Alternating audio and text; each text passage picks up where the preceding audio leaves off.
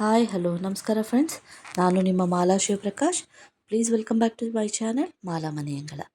ಈಗ ನಾವು ಮಾಡೋಣ, ಈಗ ಸೀಸನಲ್ಲಿ ನಡೀತಾ ಇರುವಂತಹ ಹಲಸಿನ ಹಣ್ಣಿನ ಬೀಜದ ಒಂದು ಗ್ರೇವಿ. ಈಗಂತೂ ಮಾವು ಮತ್ತು ಹಲಸಿನದೇ ಒಂದು ಸಂಭ್ರಮ ನಡೀತಾ ಇದೆ. ಅದೀಗ ಸೀಸನ್ ಇರೋದ್ರಿಂದ ತುಂಬ ಚೆನ್ನಾಗಿ ಸಿಗ್ತಾ ಇದೆ. ನಾನು ಮೊದಲಿಗೆ ಹಲಸಿನ ಹಣ್ಣು ತಿಂದು ಅದರಿಂದ ಬೀಜ ಇರುತ್ತಲ್ಲ, ಅದು ವೇಸ್ಟ್ ಮಾಡ್ದಂಗೆ ಅದರಿಂದ ಮಾಡುವಂಥ ಒಂದು ಗ್ರೇವಿ. ಅದನ್ನು ಈಗ ನಾನು ಮೊದಲು ಹಲಸಿನ ಬೀಜ ತೊಳೆದ್ಬಿಟ್ಟು ಸ್ವಲ್ಪ ಹಾಗೆ ಒಂದು ಸ್ವಲ್ಪ ಡ್ರೈ ಒಣಗಿಸಿ ಇಟ್ಟಿದ್ದೆ. ಆಮೇಲೆ ಅದನ್ನು ಸ್ವಲ್ಪ ಚೆಚ್ಚಿಬಿಟ್ಟು ಕಲ್ಲಲ್ಲಿ ಅದರದ್ದು ಮೇಲ್ಗಡೆಯಿಂದ ಸಿಪ್ಪೆ ಎಲ್ಲ ತೆಗೆದುಬಿಟ್ಟು ಚೆನ್ನಾಗಿ ತೊಳೆದುಬಿಟ್ಟು ಕುಕ್ಕರಿಗೆ ಹಾಕಿ ಉಪ್ಪು ಹಾಕಿ 3 ರಿಂದ 4 ವಿಷಲ್ ಕೂಗಿಸ್ಕೊತಾ ಇದ್ದೆ. ಅದು ಚೆನ್ನಾಗಿ ಮೆತ್ತಗೆ ಬೇಯಬೇಕು. ನಾವು 5 ವಿಷಲ್ ಹಾಕಿಸ್ಕೊಂಡ್ರೂ ಏನೂ ತೊಂದರೆ ಇಲ್ಲ.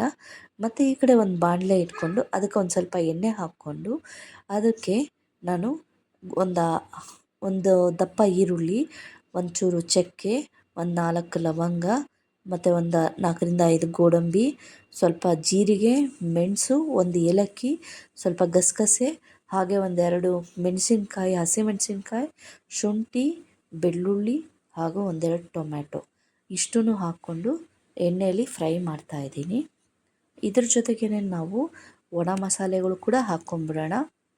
ಅದಕ್ಕೆ ನಾನು ಒಂದು ಅರ್ಧ ಸ್ಪೂನ್ ಗರಂ ಮಸಾಲ, ಒಂದು 1/4 ಚಮಚ ಅರಿಶಿನ ಪುಡಿ ಮತ್ತು 1 ಚಮಚ ಧನಿಯಾ ಪುಡಿ ಮತ್ತು 1 ರಿಂದ 1/4 ಚಮಚ ಅಥವಾ ನಾವು 1 ನಮ್ಮ ಖಾರಕ್ಕೆ ತಕ್ಕಂಗೆ ಅಚ್ಚ ಖಾರದ ಪುಡಿ ಇಷ್ಟು ಹಾಕ್ಕೊಂಡು ಎಲ್ಲನೂ ಚೆನ್ನಾಗಿ ಫ್ರೈ ಮಾಡ್ಕೋಬೇಕು. ಈಗ ಸೀಸನ್ ಇರೋದ್ರಿಂದ ಈ ಬೀಜ ಏನಿದೆ ಹಲಸಿನ ಬೀಜ ತುಂಬ ಪ್ರೋಟೀನ್ ಇದೆ, ತುಂಬ ಪೌಷ್ಟಿಕಾಂಶಗಳಿದೆ. ಅದನ್ನು ಬಿಸಾಕಿ ವೇಸ್ಟ್ ಮಾಡೋ ಬದಲು ಮತ್ತು ನಾರ್ಮಲಾಗಿ ಬೇಯಿಸೋದಾಗಲಿ ಸುಟ್ಟು ತಿನ್ನೋದಾಗಲಿ ಮಾಡೋ ಬದಲು ಈ ಥರ ಡಿಫ್ರೆಂಟಾಗಿ ಗ್ರೇವಿ ಮಾಡಿದ್ರೆ ತುಂಬ ಚೆನ್ನಾಗಿರುತ್ತೆ. ಅದರಲ್ಲಿ ಆ ಹಲಸಿನ ಹಣ್ಣಿನ ಒಂದು ಟೇಸ್ಟ್ ಬರುತ್ತೆ, ಅದರದ್ದು ಒಂದು ಸ್ವೀಟ್ನೆಸ್ ಬರುತ್ತೆ, ತುಂಬ ಚೆನ್ನಾಗಿರುತ್ತೆ. ಮತ್ತು ಅದನ್ನು ಚೆನ್ನಾಗಿ ಫ್ರೈ ಮಾಡಿ ಅದನ್ನು ರುಬ್ಬಿ ಮಸಾಲೆ ಸಪ್ರೇಟಾಗಿ ಇಟ್ಕೊಂಡಿದ್ದೀನಿ.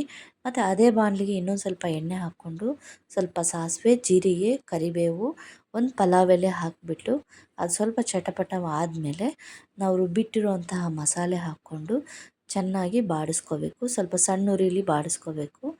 ಬಾಡಿಸ್ಕೊಂಡು ಅದೊಂಚೂರು ಹಸಿ ವಾಸನೆ ಹೋಗಿ ಸ್ವಲ್ಪ ಚೆನ್ನಾಗಿ ಅಂದರೆ ಘಮ ಘಮ ವಾಸನೆ ಬರೋಕ್ಕೆ ಸ್ಟಾರ್ಟ್ ಆದಾಗ ಅದಕ್ಕೊಂದು ಸ್ವಲ್ಪ ನೀರು ಮತ್ತು ಉಪ್ಪು ಹಾಕಿಬಿಟ್ಟು ನಾವು ಕುದಿಯೋಕ್ಕೆ ಇಡಬೇಕು. ಈ ಕಡೆ ನಾವು ಕುಕ್ಕರಲ್ಲಿ ಕೂಗಿಸಿ ಆರಿರುವಂತಹ ಹಲಸಿನ ಬೀಜ ನೋಡ್ತಾ ಇದ್ದೀವಿ. ನೋಡಿ, ಪರ್ಫೆಕ್ಟಾಗಿ ಬೆಂದಿದೆ. ಇಷ್ಟು ಬೆಂದರೆ ಸಾಕು, ನಮಗೆ ಕನ್ಸಿಸ್ಟೆನ್ಸಿ ಕರೆಕ್ಟಾಗಿ ಬರುತ್ತೆ. ಸೊ ಹಾಗಾಗಿ ಅದನ್ನು ತೆಗೆದುಬಿಟ್ಟು ಬೆಂದಿರೋದು ಅದಕ್ಕೂ ಉಪ್ಪು ಹಾಕಿದ್ದೀವಿ. ಸೊ ಉಪ್ಪು ಹಾಕೋವಾಗ ನೋಡಿ ಹಾಕ್ಕೋಬೇಕಾಗತ್ತೆ. ಅದನ್ನು ತೆಗೆದುಬಿಟ್ಟು ಇದರೊಳಗೆ ಹಾಕಿಬಿಟ್ಟು ಚೆನ್ನಾಗಿ ಕುದಿಯೋಕ್ಕೆ ಇಡಬೇಕು. ನಾನು ಇದಕ್ಕೆ ಎಕ್ಸ್ಟ್ರಾ ಫ್ಲೇವರ್ಗೋಸ್ಕರ ಸ್ವಲ್ಪ ಕಸೂರಿ ಮೆಥಿನ ಹಾಕ್ಕೋತಾ ಇದ್ದೀನಿ, ಕ್ರಷ್ ಮಾಡಿಬಿಟ್ಟು ಅದನ್ನು ಹಾಕಿ ಸ್ವಲ್ಪ ಒಂದು 5 ನಿಮಿಷ ಕುದಿಸಿ ಅದನ್ನು ಇಡಬೇಕು. ಈ ಗ್ರೇವಿ ನಮಗೆ ಚಪಾತಿ ಜೊತೆಗೆ ತಿನ್ಬೋದು, ಪರೋಟ ಜೊತೆಗೆ ತಿನ್ಬೋದು, ಪೂರಿ ಜೊತೆಗೆ, ದೋಸೆ ಜೊತೆಗೆ, ರೊಟ್ಟಿ ಜೊತೆಗೆಲ್ಲ ತಿನ್ಬೋದು. ತುಂಬ ಚೆನ್ನಾಗಿರುತ್ತೆ.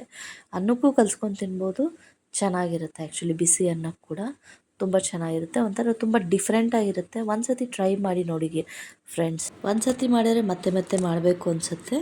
ನೀವು ಟ್ರೈ ಮಾಡಿ ಟೇಸ್ಟ್ ಹೇಗಿದೆ ಅಂತ ಕಮೆಂಟ್ ಮಾಡಿ. ಇನ್ನೂ ಯಾರು ಸಬ್ಸ್ಕ್ರೈಬ್ ಮಾಡಿಲ್ಲ, ಪ್ಲೀಸ್ ಸಬ್ಸ್ಕ್ರೈಬ್ ಮಾಡಿ. Thank you.